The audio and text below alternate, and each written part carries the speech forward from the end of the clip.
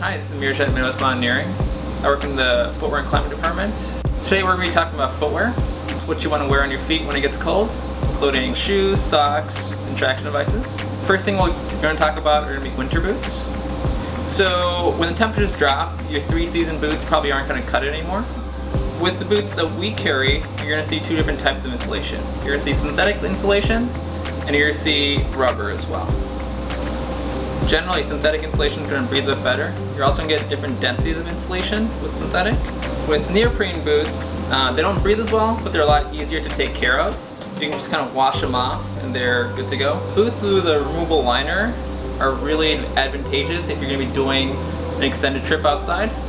Being able to pull your liner out and dry it in your sleeping bag is going to keep your feet much warmer in the long term.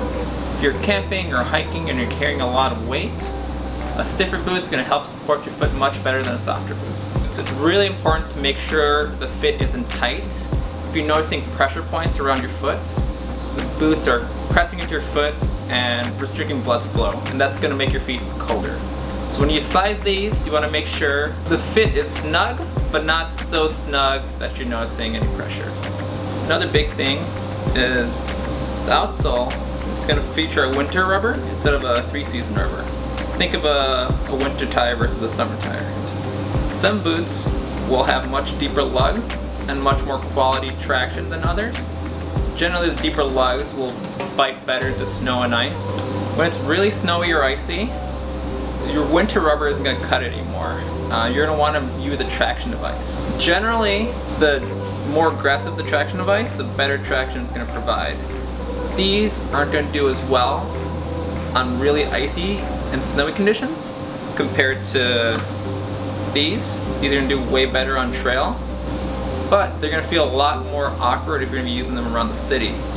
Whereas these that don't feature prominent teeth are going to do a lot better when you're just walking on bare sidewalk. And they'll also do fine on snow and ice. So depending on what you're doing, you might need two different styles. One for around the city and one for trail. Socks are extremely important thing to consider in the wintertime. The biggest thing you want to make sure with socks is that you don't wear cotton socks in winter. Cotton does a really good job of holding onto moisture and not moving it away from your foot. You want to consider merino wool or synthetic socks. Just like with footwear, if the fit's too tight, your feet are going to be colder.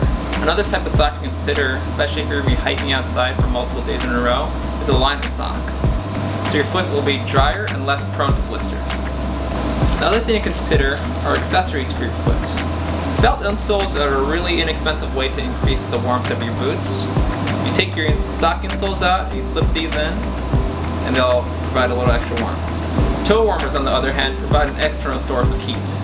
Take them out of the package, you slip them in your boots, and they'll start warming your feet up in about 20 minutes. They tend to last for about 6 hours. If you like what you saw here, stop by the store in Minneapolis if you have any other questions. Otherwise, subscribe to us on YouTube, like us on Facebook and Instagram. Thanks.